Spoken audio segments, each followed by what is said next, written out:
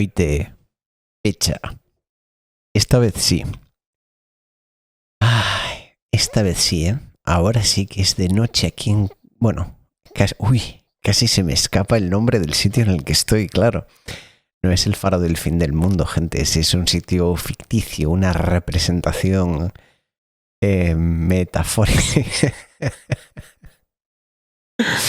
Metafórica.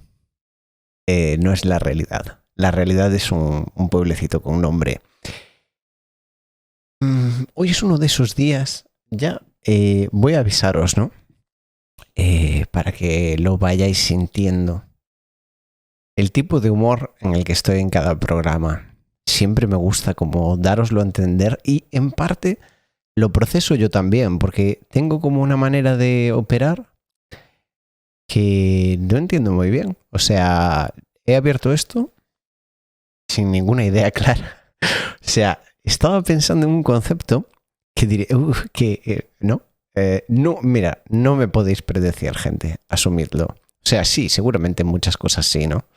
Pero nunca del todo. Porque, claro, os digo, estaba pensando en un concepto y vosotros igual reaccionáis como, cabra, estaba pensando en un concepto, ¿sabes?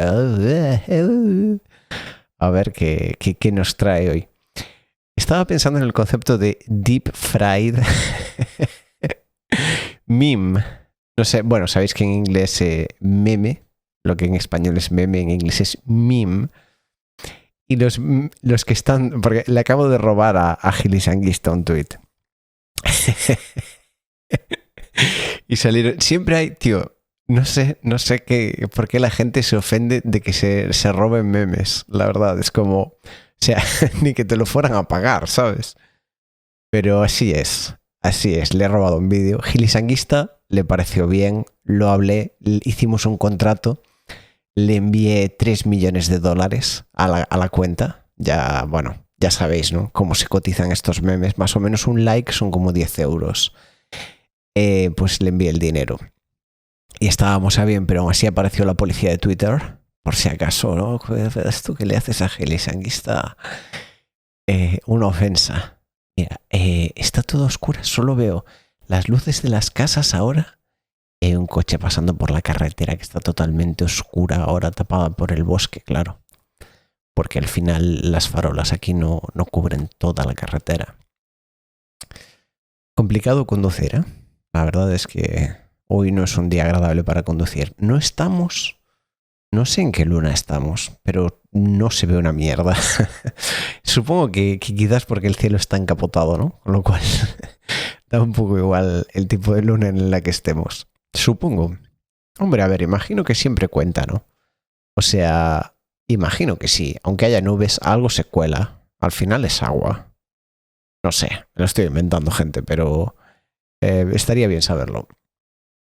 No es la típica escena de la película que se apartan las nubes y por fin entra suficiente luz y se convierte el hombre lobo. ¡Au! Estaba pensando en el concepto de deep fried para los memes, que es deep fry es, o sea, fry es freír, pero los americanos tienen un concepto, ya sabéis que los americanos son famosos por cocinar bien y ser moderados. Tienen un concepto de freír que es el deep fry, que es cuando está totalmente sumergido, ¿no? Cuando estas típicas freidoras americanas, como salía en Los Simpson, de puede freír un búfalo entero en 35 segundos. Pues un meme está deep fried cuando a base de subes la imagen, alguien te la copia, sube la imagen, alguien te la copia, sube la imagen, alguien te la copia, no sé quién le pone la marca de agua, luego el otro le tiene que recortar un trozo porque ha hecho el imprimir pantalla y no ha hecho el no sé qué, y cómo la imagen se va degenerando.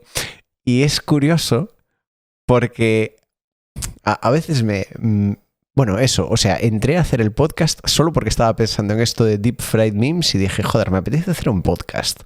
Esta idea me ha dado ganas de hacer una noche de farero. No sé por qué. Vamos a ver a dónde nos lleva. Seguramente a ningún sitio interesante. Pero bueno, nunca lo sabremos. No, pero como este concepto de cuando tú hablas de algo deep fried, en general, se asume que es insalubre, ¿no? Yo creo que el ejemplo más repugnante que puedo pensar de, joder, A ver, es obvio, a mí me encanta comer. Como diría Perro Sánchez, donde esté un buen chuletón. No, pero bueno, en general, joder, me gusta comer. Es obvio, ¿no? Cualquiera que me vea no cabe duda al respecto. Pero me llama la atención, ¿no? Cómo ese concepto se transporta a los memes. Y en cierta forma, el hecho de que un meme esté deep fried, ¿no? Porque al final, joder, es esto típico de... Que, bueno, diría que es teoría de cocina, pero en realidad es como más bien biología, ¿no? Y es... los cocineros os lo van a decir siempre que la grasa es la hostia transmitiendo el sabor, ¿no? Que tu lengua cuando toca la grasa está en plan... ¡ah! Se vuelve loca. Claro, yo no entiendo, os diría evolutivamente, esperad, porque la manta, tenía la manta puesta encima de una nalga y no encima de la otra. O sea, tenía al revés. Tenía la nalga encima de manta, una nalga y la otra no. Y me estaba generando una incomodidad en la espalda. Espero que de nada por daros esa información. Eso. De que, bueno, la grasa es como un vector de sabor. Y en este caso, el hecho de que un meme esté deep fried es un poco lo mismo. Porque quiere decir que alguien lo vio, lo copió, otra persona lo vio, lo copió, otra persona lo vio, lo copió. Y ya estáis preparados. Poco a poco vais a acabar matando un cuervo para ver el futuro. Pero poco a poco os voy metiendo en estos conceptos de magia, ¿no? Que ya sabéis, es un sistema de lenguaje, no es bla, bla, bla. Bueno, más o menos. Si habéis escuchado los anteriores, os suena, y si no, no pasa nada. No es relevante. Lo que es relevante es como este concepto de que es el hecho, o sea, irónicamente es la mala calidad del meme lo que te garantiza que va a ser más sabroso, ¿no? Que vas a disfrutarlo más. El hecho de que esté deep fried, el hecho de que sea perpetuado, de que las mentes no han podido en cierta forma evitar replicarlo. Bien sea con la idea de, voy a sacarme unos fabillos o quién sabe, ¿no? Este es un concepto que no se toca mucho. Claro, es de estas cosas que no... No sé. Fijaos que hay una... No lo de los deep fried, o sea, lo de los memes deep fried, que tampoco se toca mucho. Pero que hay un principio filosófico que sobre todo se asume, yo creo, en Occidente. Y cuando digo Occidente es en plan... Por ejemplo, Rusia, la cultura que tienen hoy en día, contaría como Occidente. Japón también, ¿sabes? Es en plan, más bien el mundo moderno, supongo que es como una manera de decirlo, pero no realmente, porque hay otras partes del mundo que no operan en, digamos, lo que es el marco de razonamiento de lo que es el... ¿Cómo es? Claro, en inglés es el enlightenment, ¿no? Pero... ¿cómo se llamaba en español esto que la gente dijo, oye, ¿y si usamos la cabeza para pensar? Y el resto dijeron, guay. ¿Se llama la iluminación? No sé. Bueno, ya sabéis de lo que os hablo. Este es el podcast de Don Manuel Martínez, alias Cabra Maravilla, que os va a hablar de historia, pero no sabe cómo se llaman los eventos o muy bien cuándo fueron. Pero ya sabéis lo que pasó, ¿no? Ahí como en el... O sea... mi idea más o menos de la timeline es, aparece la imprenta, la gente empieza a leer y unos 100 años más tarde es en plan, hostia, esto de pensar está OP. Y unos 200 años más tarde es en plan, decapitemos al rey.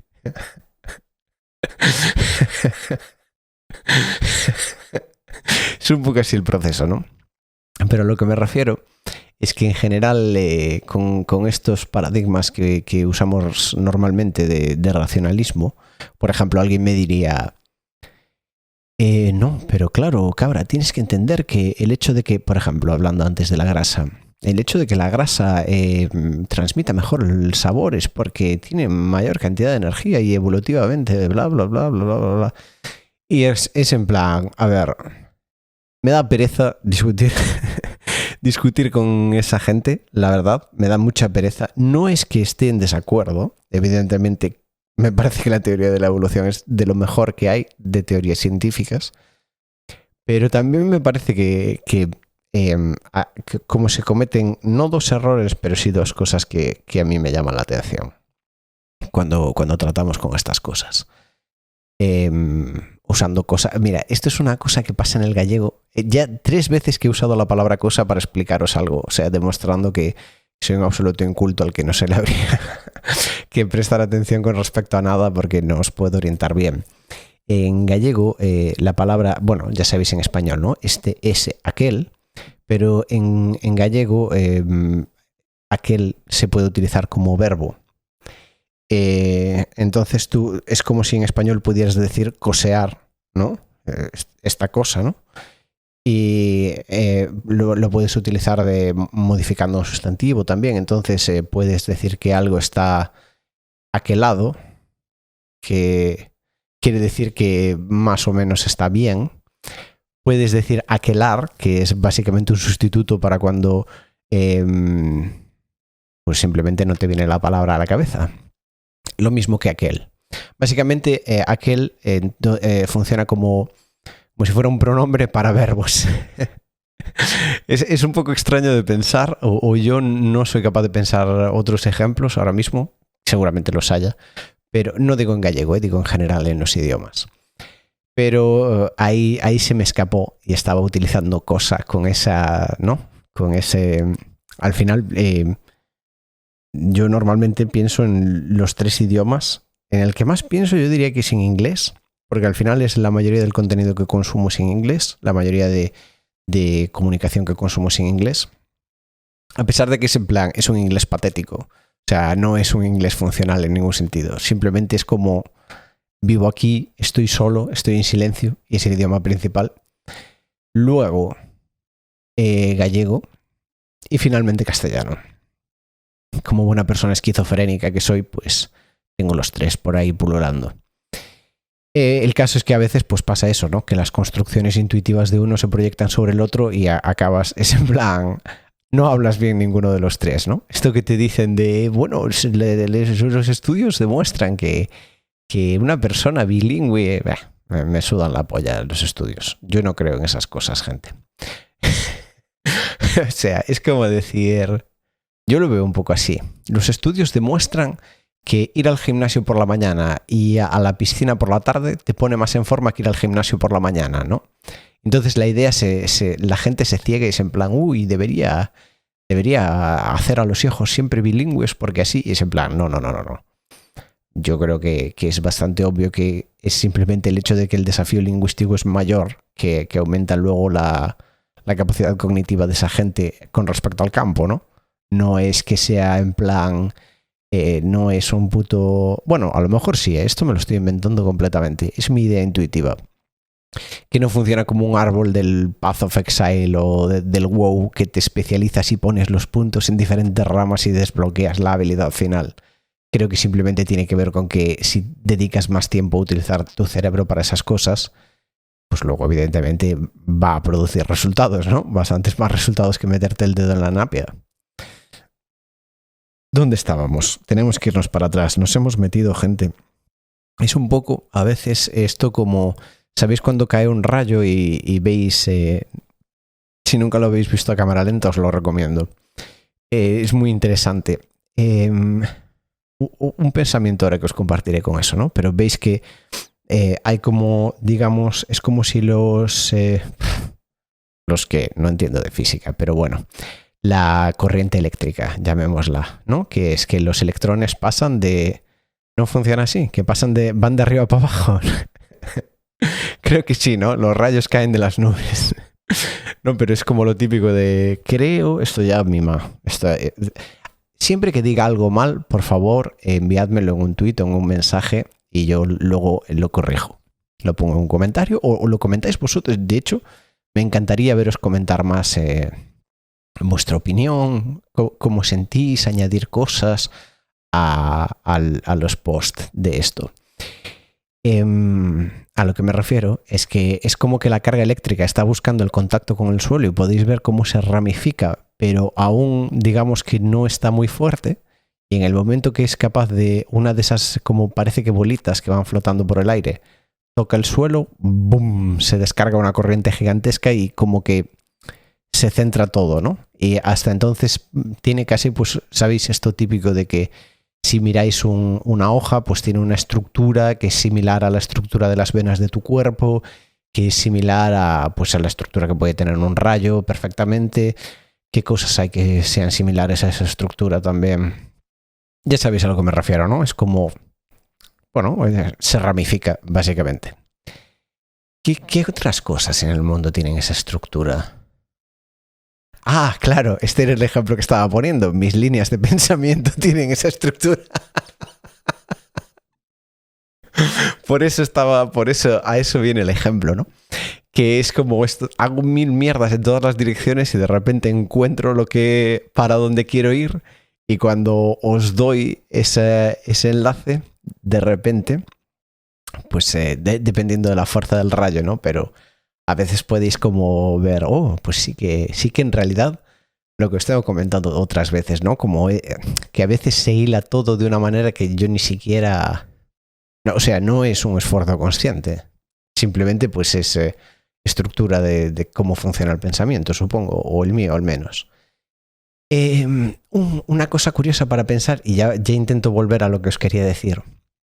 Es muy curioso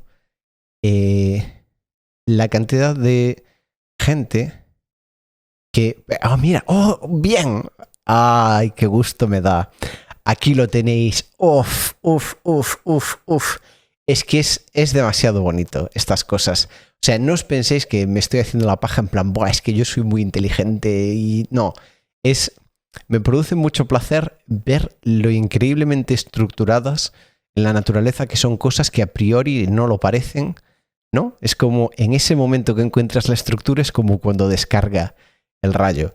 Y la relación estructural la vais a ver ahora. Claro, aún no la podéis ver porque el enlace se ha hecho en mi cabeza y aún lo tengo que dibujar en la vuestra. Lo primero que iba a comentaros es que yo creo que es interesante pensar que la estructura de vuestro sistema circulatorio reparte oxígeno por el cuerpo y, digamos, mantiene el sistema con vida, y la estructura de plantas del planeta tiene básicamente una forma muy similar a la del sistema circulatorio. A lo que me refiero con esto es que es como ramificaciones y también distribuye el oxígeno que mantiene pues vivos a los animales en este caso, ¿no? O no a todos, porque alguien me dirá, no, pero los del mar, tal. Bueno, efectivamente sí, pero me entendéis lo que os quiero decir, ¿no? Y lo que iba a señalar con esto es que es curioso que por una parte, si tú hablas con alguien y le señalas esto de este parecido, es en plan, qué bonita es la naturaleza, no sé qué. Pero si luego tú, por ejemplo, planteas yo creo que una pregunta obvia que sería, ¿en qué sentido entonces formamos nosotros un organismo, viendo cómo se replica esta estructura? Ya entraríamos en el terreno de las magufadas y el esoterismo e ideas que no son adecuadas, ¿no? O que no se consideran de discusión adecuada por pertenecer. Esta yo creo que es aquí estáis viendo cómo se descarga la energía, porque vamos a volver al enlightenment, vamos a volver al racionalismo occidental. Y vais a ver cómo se descarga la energía finalmente, porque lo que determina el orden del valor de estas ideas es la capacidad para atacarnos unos a otros con ellas, ¿no? ¿Os dais cuenta de esto? De que el principio de la ciencia es la discusión. Pensadlo un segundo, Pensadlo un segundo. O dos. En general se considera que una teoría es buena cuando nadie te la puede refutar. Eso es la base de que una teoría sea buena. Que luego, si explica cosas, está de puta madre, ¿no? Evidentemente. Pero con que nadie te la pueda refutar, ya es una cosa que, si la evidencia lo apoya, y no hay una forma de ir en contra, es en plan, pues evidentemente. Y eso tiene mucho valor. No penséis que lo digo así porque creo que no tiene valor. No es para nada lo que intento transmitir. Creo que está muy bien porque es como una forma de limitar las reglas del juego o de limitar los horizontes del pensamiento o la base, según desde donde lo queráis mirar. A lo que me refiero es que una de las consecuencias de esta manera de ver las cosas es que automáticamente se asume que la consideración de ideas metafísicas es carente de valor por la incapacidad que tienen estas de colisionar unas con otras, ¿no? Es la típica teoría esta del unicornio rosa, de si Dios existe, ¿por qué no hay aquí un unicornio rosa flotando? Pero es que no lo puedes ver y no lo puedes tocar, pero está ahí, ¿no? Es como, ese es, digamos, el extremo del ridículo. Y para mí lo que no entiende en absoluto a la gente que lo ve desde este ángulo o que lo ridiculiza de esta manera, es que el valor de las ideas metafísicas no es la conceptualización de la realidad, que es, volvemos a lo del principio que hablábamos de la magia. Es un sistema de lenguaje, es decir, el valor no está, y ya os lo expliqué en el episodio del Basilisco de Rocco, que es el anterior, en generar un concepto que no puede ser destruido, sino en generar formas sobre las que luego puedes proyectar conceptos útiles.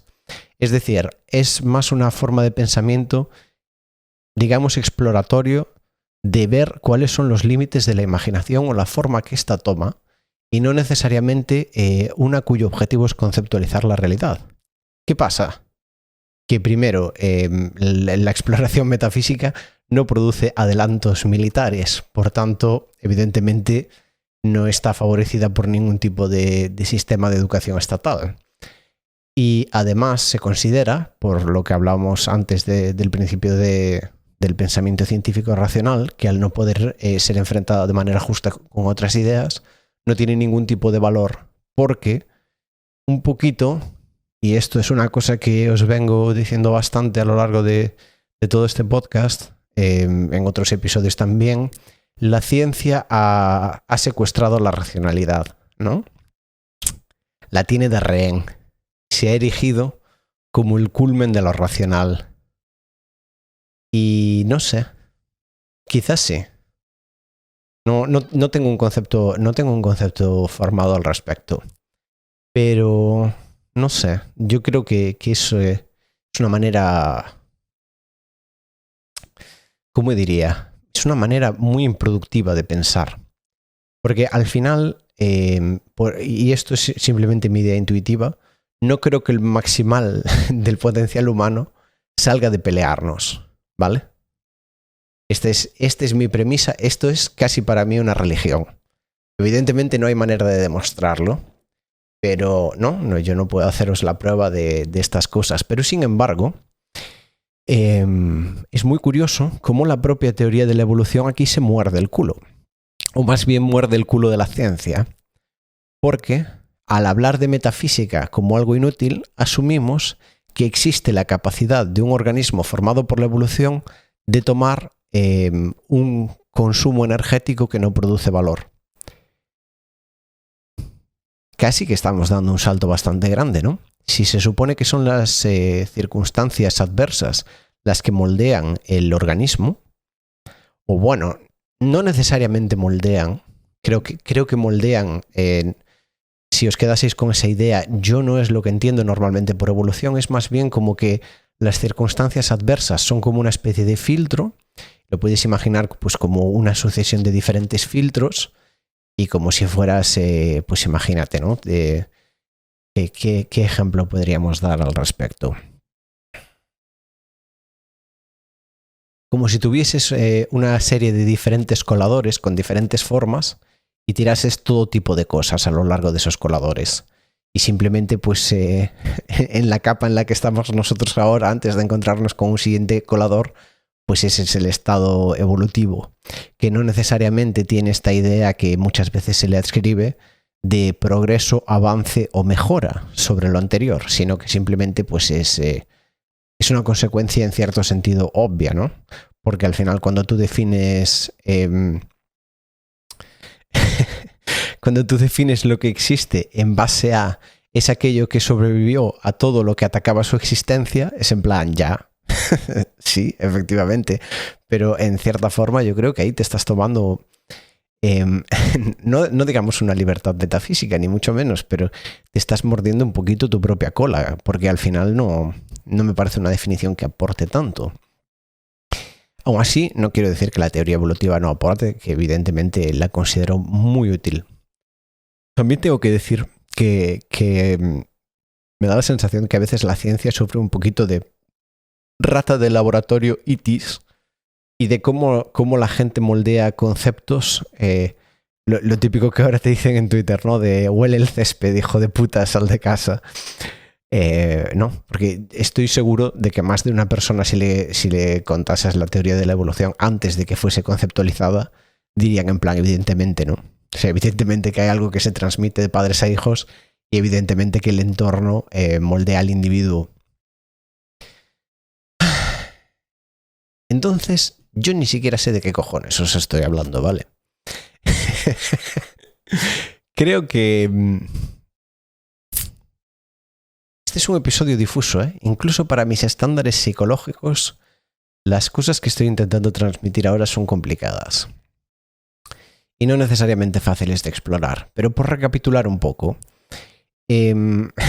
por recapitular un poquito en este absoluto caos, ¿cómo lo podríamos resumir? Ya no sé ni qué nos trajo por este camino, porque estábamos hablando de los memes deep fried, ¿no? Y la idea era cómo esos memes en cierta forma se autoperpetúan y cómo el deep fried se vuelve como casi una característica de calidad. Y luego nos metimos por este otro campo. A ver, en general tengo que deciros una cosa, ¿eh? A ver, sí, no quiero romperle a nadie las ilusiones, pero bueno, no hay una forma clara de afrontar este tipo de problemas, ¿eh? O sea, vosotros ahora podríais pensar que por todo lo que yo os he dicho significa que, está claro que la metafísica tiene un valor que no está siendo reconocido y no es verdad. Quizás puedes pensar en...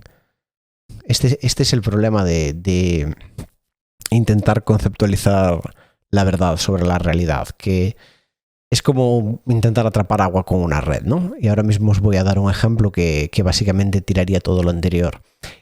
Tú podrías pensar en la conceptualización metafísica como una especie de pérdida energética, ¿no? En el sentido de no de que la energía desaparezca, sino como ¿cómo podríamos decir? Como el calor que emite una máquina al trabajar, como una especie de subproducto, como el equivalente a las heces del sistema digestivo. No es tampoco una perspectiva ridícula, ni mucho menos. Porque al fin y al cabo es cierto que no tiene ningún tipo de valor material demostrable. Es decir, tiene valor en tanto que tú crees que tiene valor. Pero ¿es eso un valor real o se trata simplemente de un subproducto? Hay gente que le gusta que le caguen en el pecho. No es mi caso, ni hacerlo ni que me lo hagan. No lo he probado. Pero si lo hubiera probado, yo os digo que no. No considero que necesite probarlo. Es una de esas cosas en las que voy a utilizar, fijaos, voy a ignorar la ciencia que me requeriría llevar a cabo el experimento y voy a aplicar la metafísica. Es decir, voy a utilizar el poder de mi mente para construir una realidad alternativa en la que yo lo pruebo, enviar mi alma a esa realidad y saber si lo disfruto o no, que es básicamente lo que es la imaginación. Entonces, ¿qué es? ¿Tiene utilidad? ¿Es un subproducto? ¿Es el producto principal? Todas esas cosas son orientaciones. Y al final, yo creo que si hay algo que se puede sacar en limpio de todo esto, es que la realidad no parece tener una preferencia por ninguna de ellas. Que no hay... no hay una manera, lo típico, fijaos. Hay un documental en Netflix sobre lo que se llama un gurú, que es Osho, que es bueno, en el documental no le llaman Osho casi nunca, que Osho creo que significa maestro. En el documental le llaman como Bhagwan o algo así, no sé, era un indio. Y a ver, yo soy una persona que confío mucho, por eso estoy gordo, confío en mi estómago. Si mi estómago me dice algo, yo estoy en plan, guay, confiamos, tío, trust the plan. Y es un tío que la primera vez que lo vi bajar de la limusina y mirar a la gente, se le veían unos ojos de depredador que se estaba relamiendo mientras le aplaudían. Fue como, uff, mamá, cuidado con este, vaya pescado. Y Era muy bueno hablando en público. Y bueno, una persona relativamente carismática y sin duda un hombre inteligente. Pero se comió una mierda en una entrevista. Por esto es tan importante este es uno de los problemas más grandes de la espiritualidad, sobre todo cómo se construye en la India, en la cual hay como esta idea del maestro, el yogi, la persona avanzada y la persona que aún no avanzó o que tiene el avance pendiente. Y que es muy interesante cómo contrasta con, por ejemplo, el Zen, en el cual no es como casi que el estudio de la iluminación es casi como correr en una cinta estática, en el sentido de que la sensación de que has avanzado o no depende enteramente de tus objetivos personales y es completamente no intersubjetiva, en el sentido de que tú no tienes una manera de forzar sobre alguien, igual que hablábamos antes de las teorías científicas y cómo básicamente la capacidad de que otras ideas puedan forzarlas, puedan romperlas, es lo que determina su validez. Pues eso no existe en este tipo de, digamos, estudios metafísicos. Y es una perspectiva, bueno, muy diferente. Entonces, este hombre, Osho, que era... Claro, porque la gente se piensa que cuando exploras el concepto de la iluminación, exploras el concepto, exploras la iluminación en sí, más allá del concepto. Que no es lo mismo explorar el concepto de una tarta que comérsela, ¿no? Estamos todos de acuerdo. Vale. Pues que esto en cierta forma te convierte en mejor persona. Y no es verdad. Puede hacerlo. Puede hacer al contrario. Te puede hacer peor persona. Es básicamente como el resto de cosas de la vida humana, ¿no? Un poco es como tú lo quieras llevar. Y claro, este hombre, pues sí, era evidentemente un estudioso de la materia y profundamente lo que le llaman realizado, pero era igualmente un depredador, o a mí me lo parece, vamos. Y el hecho de que, tenía un plan, no tocaban mucho esto en el documental porque al final eran conjeturas, pero mi teoría y más o menos lo que te daban a entender era que él tenía un plan para tomar el control de los Estados Unidos. O sea, era un hombre con visión. Habría sido espectacular. O sea, imaginaos, claro, o sea, él no llegaría a ser presidente, el presidente sería como un títere, ¿no? Suyo. Como si en cierta forma, imaginaos que os podéis reír. Pero no es la primera religión que tiene este tipo de ideas. De hecho, estoy seguro, a lo mejor, de memoria no soy capaz de sacar ninguno porque no soy tan culto. Pero me sorprendería que no hubiese ningún presidente mormón de los Estados Unidos. Y como mínimo sé que Ron Paul, ¿cuándo fue? ¿Cuándo fue que se presentó a presidente? No sé, pero se presentó ya en el milenio. Por el Partido Republicano. No se presentó a presidente, creo que se presentó a las primarias y perdió. Pero bueno, ese caballero era... Bueno, supongo que sigue siendo, porque creo que no está muerto. Mormón. O si por ejemplo pensamos en la Iglesia de la Cienciología, que tienen ahí a Tom Cruise, que es básicamente como su buque insignia. Bueno, pues que las religiones utilicen, digamos, su poder de manera expansionista, nosotros que vivimos una tradición cristiana creo que no nos debería sorprender. Pues este señor iba a la tele y él decía, ¿no? Le preguntaban, ¿por qué usted qué enseña? Y claro, él estaba... pensaba que estaba jugando al fútbol contra los tontos de su puta secta. Que es en plan, a ver, no quiero decir que sean tontos, ¿no? Pero que digamos ya están metidos en lo que él vende. Y le decía, no, yo no enseño nada, yo enseño la ausencia de sistemas. Y le decía el entrevistador, y la ausencia de sistemas no es un sistema.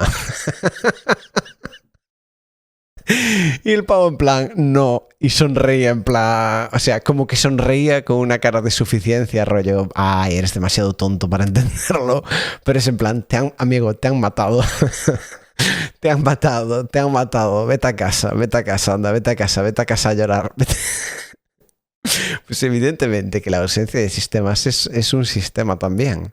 O sea, la idea de este tipo de cosas no es que tú,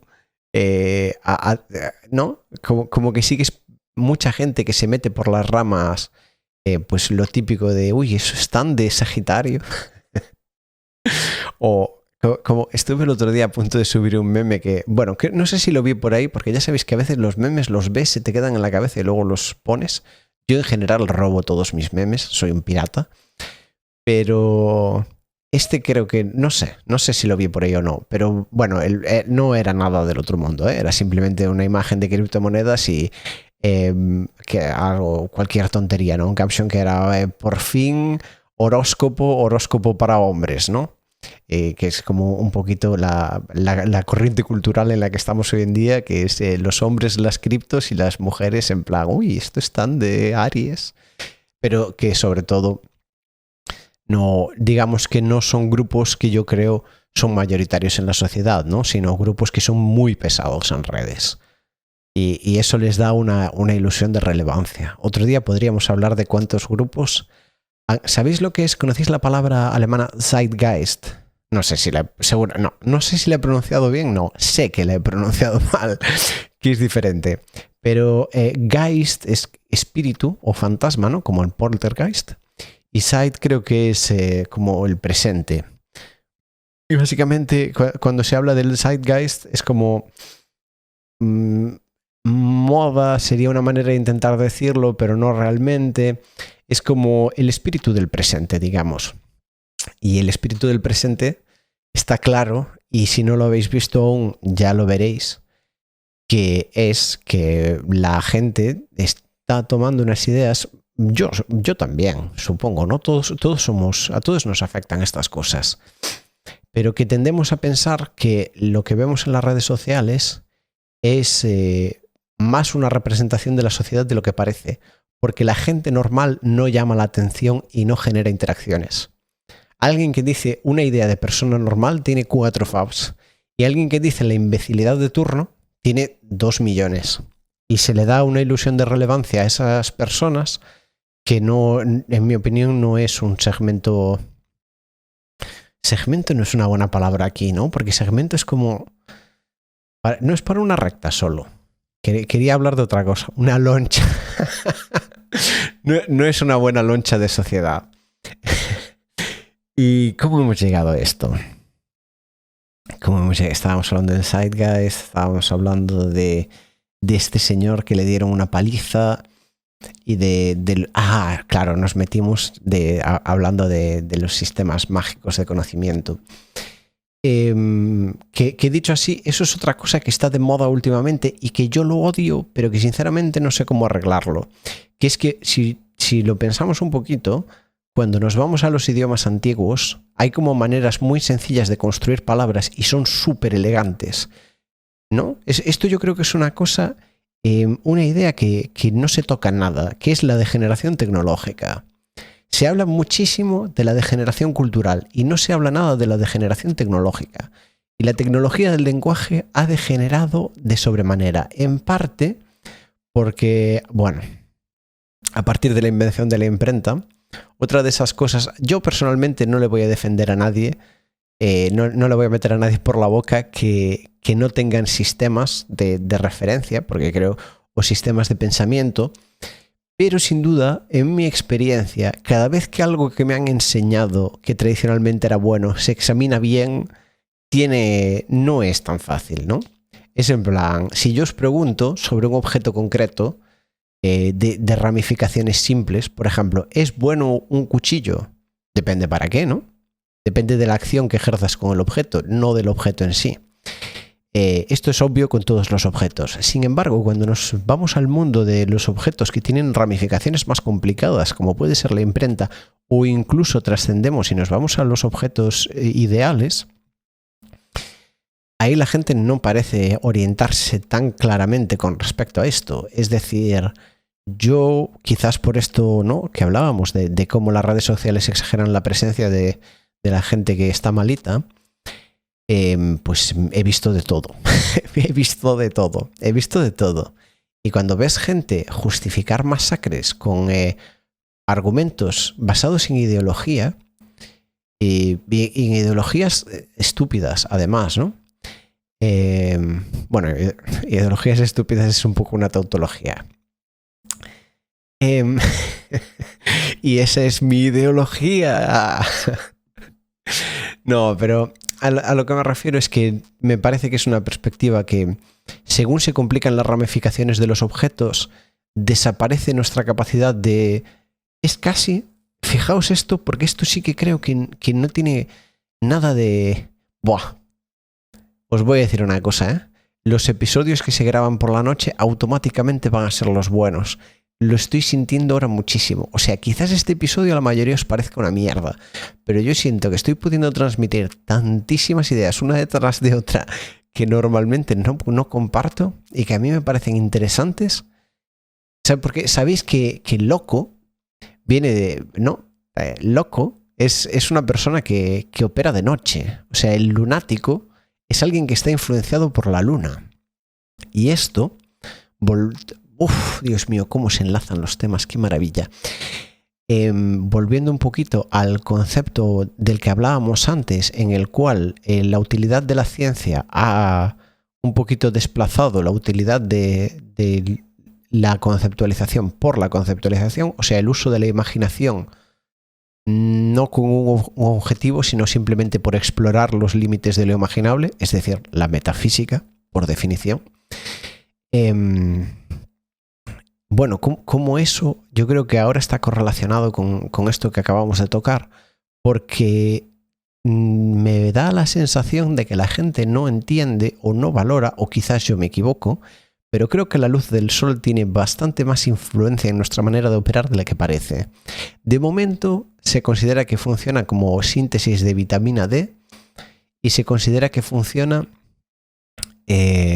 como algo que te da cáncer y poco más, ¿no? Y que te pone morenito. Pero yo creo que no es tan sencillo si tenemos en cuenta que básicamente cuánto de la energía vital viene de la luz de las estrellas. Claro, esto aquí, estas cosas, ya os aviso que a la ciencia no le gusta tocar estos temas. Primero porque, como os decía, mucho es un ejercicio de imaginación que no produce nada concreto. Pero también porque nos metemos en la parte de la ciencia que no funciona tan bien. Esa parte que se guarda debajo de la alfombra. ¿Qué cojones es un fotón? Bueno, es una partícula. A ver, realmente no tiene masa. Es también una onda. Vale. A ver, dilo, no tienes ni puta idea. No pasa nada. Nadie lo sabe. Nadie sabe qué cojones es este mundo que habitamos. Mira, eso no sería otro mal nombre para el programa. Nadie sabe qué cojones es esto. En vez de Noches de Farero. Pero Noches de Farero me gusta bastante más. No, bueno, en fin, que no sabemos muy bien lo que es la luz solar, pero está claro que, joder, es uno de los factores principales de la vida, entre otras cosas, ¿no? Porque ¿no? Bueno, a ver, todos los elementos, a ver, salvo que yo esté confundido, ¿no? Los elementos se crean en las estrellas por reacciones de fusión nuclear, pero al margen de eso, bueno, la energía que obtiene la vida y cómo captura esa energía en carbono es básicamente lo que nos da un cuerpo. Entonces, hasta donde yo sé, por favor, comentad en el vídeo si... No, bueno, tendríais que comentar en el Patreon. Pero entonces, yo sí creo que la cantidad de luz solar que recibes está mucho más correlacionada con tu personalidad, con tu manera de operar, de lo que se cree. Y que se opina que solo afecta a, por ejemplo, ¿no? Esta correlación típica entre el sol y no tener depresión, pero creo que eso es simplemente la punta del iceberg. Y podríamos incluso tocar aquí un poquito, hablando de lunático, que es la persona que sustituye la luz del sol por la luz de la luna, ¿no? Mi caso, sin duda. O sea, si en algún momento pensáis que yo no soy un lunático, estáis confundidos. A pesar de que, pues últimamente en mi vida intento levantarme a horas razonables e irme a dormir a horas razonables y vivir una vida más ordenada. pero es el caso, sin duda. Y hablábamos de lunático viene el loco, las mejores noches de farero van a ser las que sean de noche, valga la redundancia, es que no siempre me apetece de noche. Y es mi impresión intuitiva que no conviene forzar la noche de farero, que es mucho mejor dejarme llevar por cuando yo siento que me apetece el podcast, que no dejarme llevar por ideas estructurales, que al final son casi más bien una consecuencia que otra cosa. Os estaba diciendo que pude comentar, ahora creo que he perdido el hilo, y estaba comentando algo que me gustaba.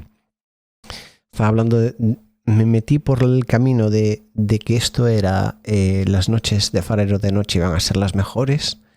¿Y dónde estábamos antes? Estábamos hablando... No, porque luego hablamos de sol, luna, los límites de la ciencia, eso fue después. Antes estábamos hablando de... disculpad que tenga que hacer así, pero me pasa también en mi vida normal. O sea, cuando pierdo el hilo de algo que estoy pensando porque me metí por... O sea, lo que escucháis aquí normalmente es mi mente sin filtros, ¿eh? No es que yo planeo nada, ni calculo nada, ni estudio nada. Normalmente esto es lo que va dentro de mi cabeza, pero simplemente pues lo echamos por la boca y lo que salga salió. Entonces me pasa muy a menudo que me pierdo y que tengo que recuperar el último hilo que recuerdo y empezar a tirar de él y ver si puedo reconstruir el camino. Una cosa que yo creo que tiene también mucho... Antes no me pasaba, solía tener una memoria fantástica, pero las matemáticas pudrieron mi cerebro. Ya sé dónde estábamos, gracias matemáticas. No, a ver, con un pequeño matiz. Y además que bien hilado con las mates. Joder, macho, cómo nos estamos saliendo. Lo que os digo de las matemáticas es que en general, como lo que tiene sentido es intentar entender lo que expresas, las matemáticas son quizás la disciplina del conocimiento que más te incentiva a no memorizar las cosas y solo intentar entender cuáles son las premisas, cuál es el final y como cuáles son las transformaciones clave en el razonamiento que te llevan ahí. Pero que se incentiva mucho ser capaz de ver las piezas y entender cómo construir tú el camino una y otra vez. Y entonces ahora, eso me va a permitir compartir con vosotros una idea que no es en absoluto trivial. Y para que veáis que, a pesar de que empecé rajando de la ciencia, luego os dije que quizás la metafísica no tenía valor, ahora os voy a enseñar hasta qué punto la exploración en este sentido puede ser, si bien no valiosa, sin lugar a dudas interesante. Es posible que cuanto mayor sea la complejidad del objeto que tenemos que simular, que funcione un poquito, porque al final esto es una cosa que para mí no es exactamente una religión, pero yo creo que también es una realidad innegable, que es en plan que las ideas del tiempo son pedir problemas. En plan, cualquier idea sobre el tiempo es metafísica, incluida la idea de que no existen ideas sobre el tiempo. Esto es un poquito una paradoja que al final es... lo mejor es no pensar en esto. Es una especie de ghoul. No, un ghoul no lo refleja bien. ¿Conocéis a Golb? Este es una de mis cosas favoritas de las... aún os voy a contar el concepto este, vais a tener que aguantar. Una de mis cosas favoritas de las series y películas que tratan temas fantásticos es cuando introducen poderes y deidades y en general enriquecen el mundo, porque me parece que muchas veces esos conceptos tienen más proyección sobre nuestra realidad de la que somos capaces de entender. Y, por ejemplo, desde un marco puramente de vamos a tomar que una de las conclusiones de que no hay un sistema de referencia, que no hay un orden para los sistemas de referencia en cuanto a el nivel de realidad que expresan, es que nosotros podemos adjudicarle un nivel de realidad arbitraria a lo que queramos. Entonces, si le adjudicamos un nivel de realidad arbitraria absoluta a la evolución, es decir, todo es evolución, no existe el yo, no existe el estar vivo, es simplemente... Bueno, pues un proceso. Es curioso entonces pensar por qué las formas de vida consumen entretenimiento. Y entonces a mí me gusta verlo como que este tipo de conceptos que no existen en la realidad nos permiten construir ideas más avanzadas que simplifican. No es como si el conceptualizar algo fuese en cierta forma una manera en la que la mente digiere la realidad. Se puede pensar así. A mí no me gusta tanto pensar como que el cerebro está digiriendo la realidad, aunque ciertamente es una manera de verlo. Me gusta más pensarlo como que el cerebro son las conexiones neuronales del músculo que es la realidad externa, ¿no? Pero bueno, esto ya os tendría que explicar muchas cosas aquí porque nos tendríamos que ir a... Bueno, creo que alguna vez os lo he dicho, ¿no? Cuando tú estás tirado en el sofá, por ejemplo, y te apetece, te viene a la mente esa imagen de una fresa en la nevera, por ejemplo, o en el frutero. Te acercas y la comes. ¿Quién decidió que te comieras la fresa, tú o la fresa? No es trivial, porque se asume que existe un yo que construye estas cosas, pero eso en cierta forma es simplemente una comodidad de raciocinio, porque lo otro no puede ser demostrado, pero tampoco tú puedes demostrar que exista un yo por el problema fundamental de la consciencia, que, bueno, vamos a citar a alguien porque estamos muy perdidos ya en la mente de Manuel Martínez Cabra Maravilla y puede que tengáis miedo. Creo que fue Oppenheimer. No sé, creo que fue Oppenheimer que hablaba de esto, pero en general mucha gente ha hablado a lo largo de la historia porque es, bueno, una cosa relativamente obvia, ¿no? Que no hay ninguna forma de conceptualizar el yo a un nivel fundamental. No es exactamente esto lo que decía Oppenheimer, pero más o menos. O sea, más o menos no. Es mi versión, que es mejor que la suya, pero...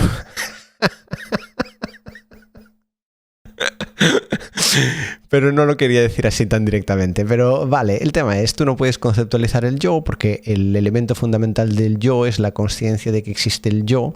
Y entonces, ¿qué cojones es lo que estás conceptualizando? No puede ser tú por definición, ¿no? Es decir, si tú estás haciendo la actividad de conceptualizar a través de la observación, no puedes estar ejerciéndolo sobre ti mismo, salvo que esta conceptualización sea el vacío y por tanto vuelves a que no puedes tener ni puta idea de nada.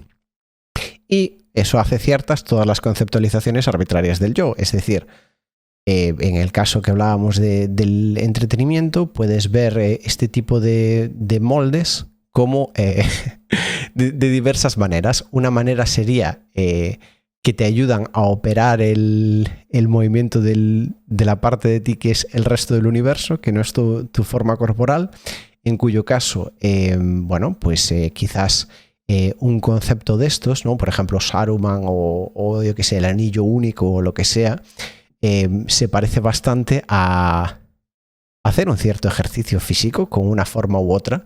Y lo puedes ver también si el cerebro es la parte de tu cuerpo que digiere la realidad, lo puedes ver como que son una especie de antiácido o ácidos digestivos, que esas formas se pegan a otras formas y las simplifican y hacen más fácil operar con ellas.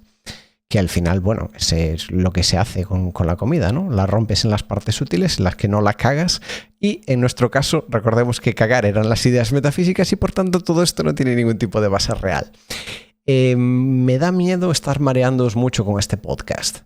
Si ese es el caso, os recomiendo, primero, si fumáis porros, yo creo que este es un podcast para escuchar fumando porros. Yo no fumo porros, pero bueno, cuando yo me los fumo o cuando me los fumaba, yo creo que la marihuana flipaba tanto como yo. A lo que iba. Entonces, el concepto en el que estaba pensando, porque de un personaje de Hora de Aventuras que es Golb, que es como, bueno, una especie de bicho que devora, pero aquello que devora no es solo que desaparezca, sino que, o sea, lo único que permanece en la realidad es el recuerdo de lo que devora, pero digamos que es algo que trasciende la pura digestión, es más bien un elemento de destrucción.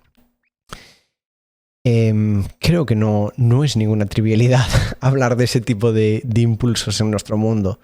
¿Qué podría ser una proyección de Golb? Por ejemplo, antes, cuando estábamos hablando de la degeneración tecnológica y no pude elaborar sobre eso, un ejemplo claro de Golb es la degeneración tecnológica del lenguaje. cómo si vamos a los lenguajes antiguos, encontramos partículas que tienen un montón de valor y que a día de hoy se usan mucho. ¿Veis? Este es, por ejemplo, un hilo de pensamiento que no había podido completar, pero gracias a Golb, que funciona como antiácido, he podido conceptualizarlo. Y ahora dároslo masticadito. Si os dais cuenta, el lenguaje moderno no es así en absoluto, y esta es una de las cosas que yo no entiendo cómo arreglar, pero que claramente me parecen un problema, que es si os fijáis, esta tendencia moderna de crear conceptos para los cuales no hay una palabra. Es decir, tú hablas de cosas que son 3 o 4 palabras. Es en plan, hablas de responsabilidad psicoafectiva, hablas de... esa es la primera que me viene a la cabeza, porque es en plan... ¿De verdad no tenéis un fichero más sencillo para clasificar esto? Hablas de... yo qué sé, tío. Mira, lo vamos a enlazar con la creación de la imprenta. Hablas del lenguaje posmodernista, de esta idea. ¿Os acordáis de lo que hablábamos antes es que soy muy bueno, gente. ¿Os acordáis de lo que hablábamos de que cuanto más se complica el objeto, más complicado se vuelve lidiar con él? Y en cierta forma es como lo que estábamos hablando de la imprenta, y funciona, yo creo, de manera similar a lo que hablábamos de observar el yo. Es decir, cuanto más se complica aquello que estás observando, por necesidad, más simple tiene que ser el modelo con el que tú lo observas. Por eso nadie te diría a priori que un cuchillo o un martillo son buenos o malos, sino que evidentemente depende de lo que hagas con ellos. Pero en cierta forma nuestra mente se simplifica al tamaño más básico y solo somos capaces de usar operadores grandes, como por ejemplo pueda ser una ideología, ¿no? El capitalismo, el comunismo, la socialdemocracia, la educación pública, la teoría de la evolución. Solo podemos, al tener que utilizar tantos de nuestros recursos para dibujar esto en nuestra cabeza, nuestra capacidad de observarlo, juzgarlo y manipularlo se encoge. Y por tanto nos remitimos a el fundamento más básico del análisis, que es bueno o malo. Y eso es lo que para mí es una de las cosas que quizás están menos observadas a día de hoy, y donde encuentro mucho valor a este tipo de exploraciones metafísicas, y eso es lo que enlazamos con el uso de la imprenta. Es decir, en general te enseñan en el colegio, en el instituto, que la imprenta fue una transformación positiva para la humanidad porque trajo que todo el mundo pudiera leer y educarse y demás, pero con eso trajo también la guerra del lenguaje, es decir, el cómo nuestros enemigos... Y con enemigos hablo de enemigos de la humanidad en general. Por ejemplo, para mí los líderes de los países que buscan la guerra son enemigos de la humanidad, ¿vale? En general, no es en plan, pues los rusos bien y los israelitas mal o no sé qué. No, yo no lo veo en absoluto en ese marco. Entonces, nuestros enemigos utilizan rizan el rizo, le añaden complejidad transformando a las palabras. El ejemplo más clásico es esto que originalmente se llamaba shell shock, que es cuando un soldado está en guerra y recibe una experiencia traumática que luego se queda al helado. Y es lo que a día de hoy se llama trastorno de estrés postraumático. Es decir, fijaos cómo aumentan la complejidad de conceptualización como manera de evitar que nosotros podamos manejar fácilmente esa pieza para reclamarles cosas, ¿no? Y esto tiene una serie de capas. El monólogo que lo ilustra es de George Carlin, que es básicamente el cómico pensador por antonomasia antes de que apareciese Dave Chappelle. No tan gracioso como Dave, ni de coña, y filosóficamente simplemente diferente. Los dos son interesantes de escuchar. Dave es como más humano y George Carlin es más un cínico, un poco punk. Personalmente me gusta más Dave, pero evidentemente creo que es un juicio muy injusto porque, claro, como en todas las artes, el que vino antes, pues evidentemente, ¿no? El que vino después pudo verlo a él, pero el que vino antes no pudo ver al de después, ¿no? Entonces siempre comparar cosas ahí a mí no me suele gustar. Pero bueno, el tema era que había una cadena de transformaciones de la palabra shell shock, que origina, bueno, shell es como la capa que rodea una bomba, la traducción literal es concha, pero no necesariamente la concha de tu madre que me dejó en shock. No necesariamente, ¿no? Pero bueno, el tema es que ese concepto sufrió una serie de transformaciones, igual que, por ejemplo, hoy en día hablamos de cambio climático y no hablamos de calentamiento global. Pero no hablamos de calentamiento global porque un think tank... No fue un think tank, creo que solo fue un individuo. Pero bueno, uno de estos individuos que quizás tipejo fuese una palabra más apropiada para describirlo, que los políticos contratan para ayudarles a darle forma a los temas, viendo que a los republicanos les estaba costando demasiado terreno esta idea del calentamiento global, que transmite de manera mucho más obvia lo que está pasando. Bueno, decidieron, ejercer presión a través de los medios que controlan para convertirlo en cambio climático, que ni siquiera te da una orientación clara de en qué dirección se está moviendo el problema. Es decir, degenera tu capacidad para operar con el concepto de manera que te inmoviliza, ¿no? Porque recordemos esta premisa, cuanto más se complica el concepto que observas, más se simplifica tu capacidad para operar con él. Terrible. Como el meme este de Patricio en la iglesia, ¿no? Terrible, oremos. Que sale Paper Mario y alguno más rezando. Uno de mis memes favoritos. Un meme increíblemente infravalorado. Porque de los memes que a mí me gustaba mucho el casoplón de Alcoletas, me gustaba muchísimo Putin chiquito.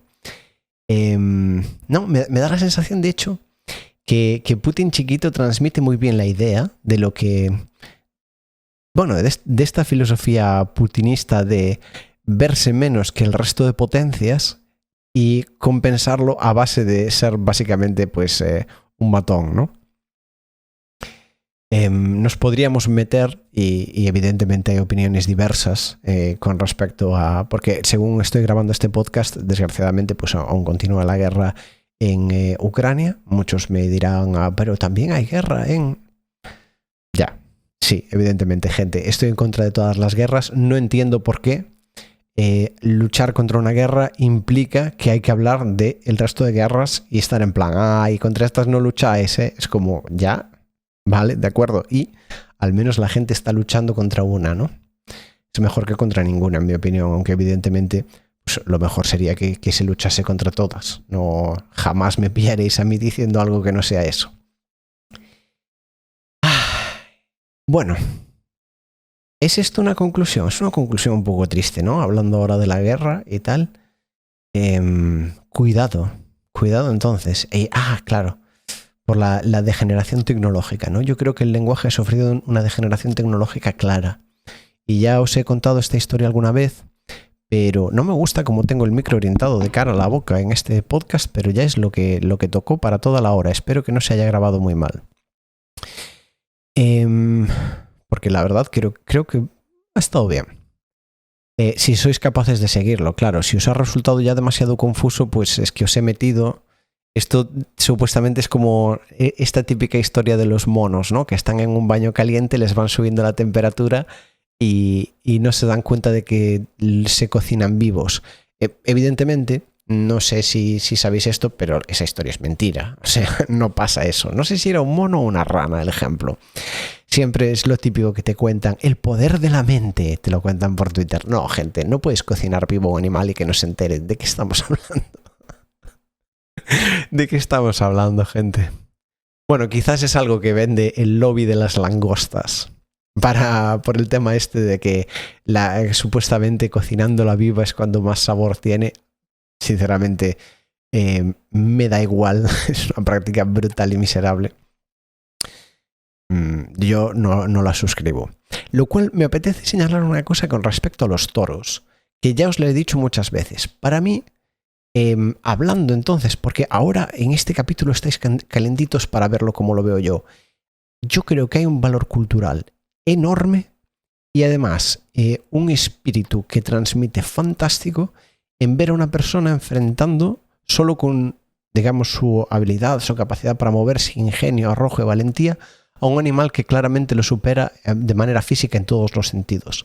Creo que es evidentemente inhumano matar al animal y torturarlo mientras lo haces. Creo que no habría prácticamente ningún tipo de problema en, a ver, no exactamente esto, ¿no? Pero en cambiar los pinchos y las espadas por rotuladores. O sea, tú puedes señalar dónde le entra la espada y luego ves pues si era entre la costilla o no, el ángulo que podía traer, etcétera, etcétera. Se puede igualmente alabar el trabajo de alguien sin torturar al animal. Y alguien, porque siempre que hablo de este tema, siempre viene alguien y me dice, pero cabra, a los toros no los puedes torear varias veces porque aprenden y entonces ya no funcionan los trucos y atacan a la persona. Y yo creo que nunca os he dicho este contraargumento que en mi cabeza resuena en directo, porque si digo todo lo que le respondo a la gente, nunca puedo hablar lo que yo pienso.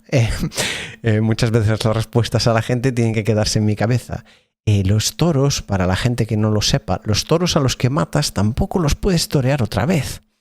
Entonces, yo creo que desde un punto de vista razonable puedes pensar, bueno, pues el toro se lo torea una vez y ya está. Igual que si lo fueras a matar, lo ibas a torear una vez, lo toreas una vez y no lo matas. Y es parte pues de la ley que luego hay que cuidar de aquel toro. O bueno, darle un ambiente razonable. Pero yo creo que esta es una de esas cosas en las que para mí la manera en la que la gente opera con estas ideologías tan grandes, este es un ejemplo concreto en el que creo que ambos bandos están pasando algo por alto.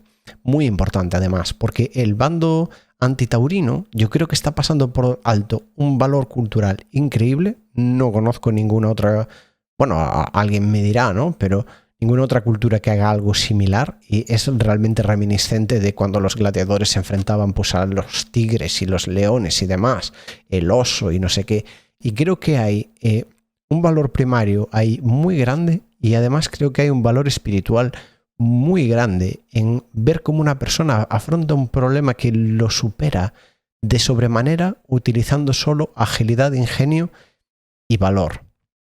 Pero esa parte de los toros que sí creo que la entiende el bando protaurino, ellos no entienden lo que entiende el bando antitaurino, que es que torturar a un animal hasta la muerte solo por generar ese tipo de sentimiento es putrefacto y de una degeneración moral profunda. Y es algo propio de una sociedad que no es avanzada emocionalmente con respecto a los estándares del presente. Es un poquito como, ¿no? Como lo diría,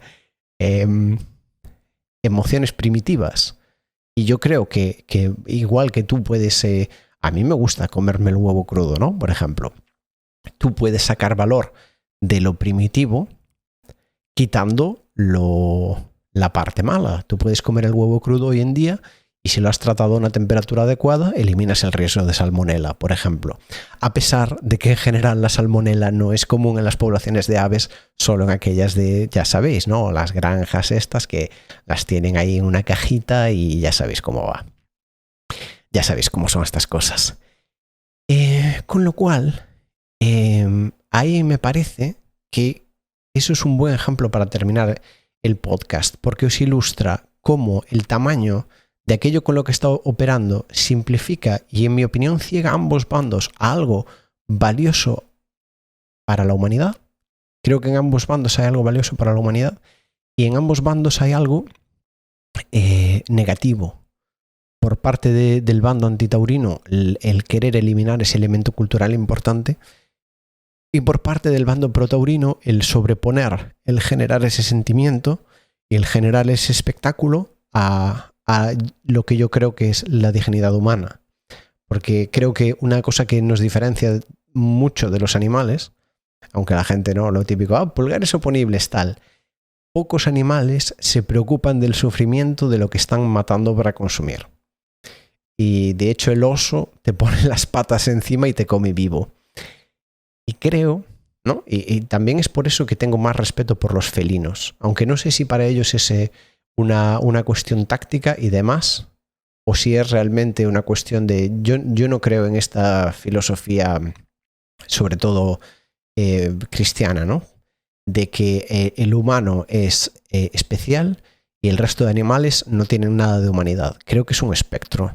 En mi opinión, quizás me equivoque. No lo sé. Quizás me equivoque y me voy al infierno porque tendría que haber comido fruta y no tendría que haber comido pechuga de pollo. No lo sé.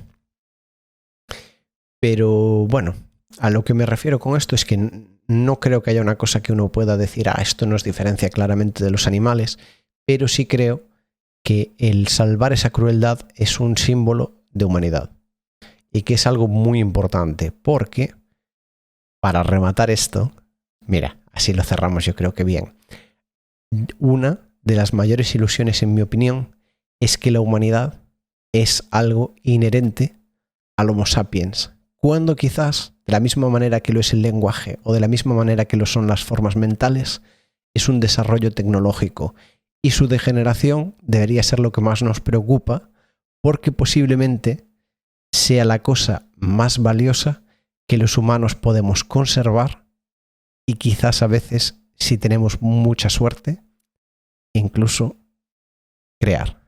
Recuerda que puedes suscribirte, apoyarnos en Patreon o simplemente disfrutar otro vídeo.